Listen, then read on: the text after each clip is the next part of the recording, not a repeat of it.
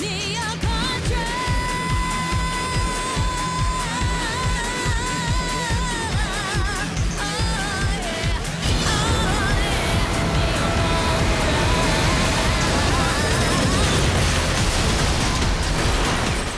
All these explosions are great and all, but don't you think those vocals kind of cancel out how badass these guys are?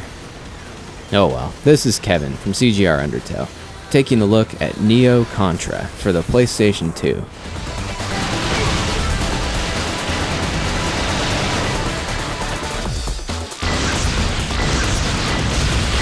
So let's just get this out of the way. I'm a huge fan of the old school Contra games. I was practically raised on the original one for the NES, and still have it memorized today. And its explosive 16-bit follow-ups are still in heavy rotation in my Super Nintendo and Sega Genesis.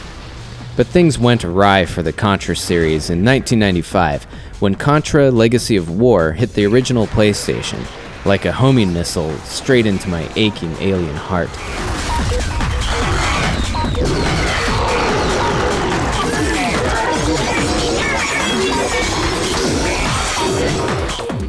And even more mediocre 3D experiments followed suit, further tarnishing the Contra name. But eventually, Konami seemed to hear the outcry, with the release of Contra Shattered Soldier for the PS2 in 2002, a satisfying return to the original side-scrolling format. And in 2004, they followed up with this, Neo Contra.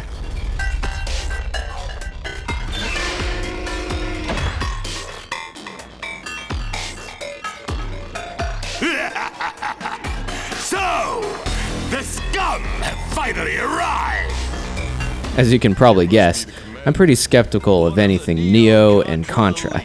I want straight up old Contra.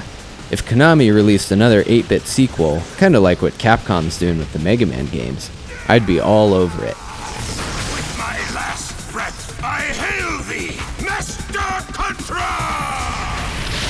So my first glance at Neo Contra's mainly isometric perspective was a bit disappointing, and the control takes a little getting used to as well.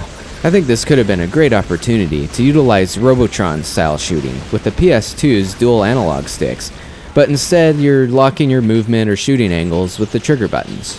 And somehow you've lost the ability to duck or jump, so you have some new evasive maneuvers to spin past bullets and roll around on the ground.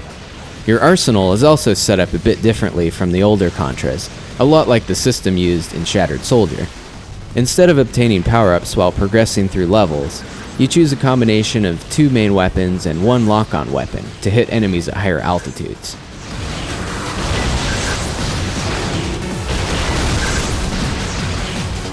Additional weapon configs can be unlocked the more you play, and provide some variety in your running and gunning.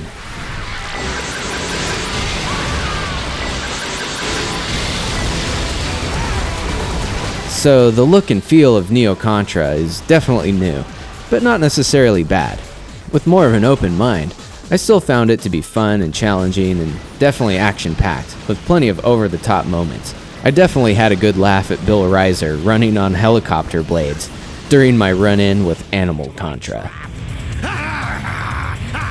Trap? Indeed!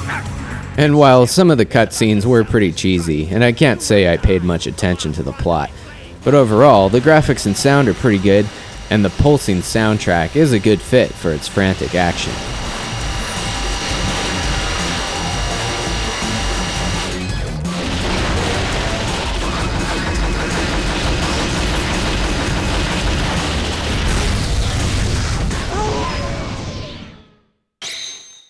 Well, other than that opening theme song.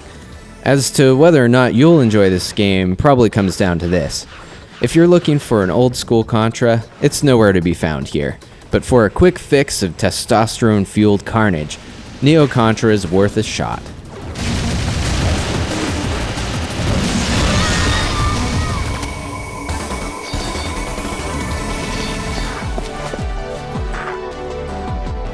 Lucia.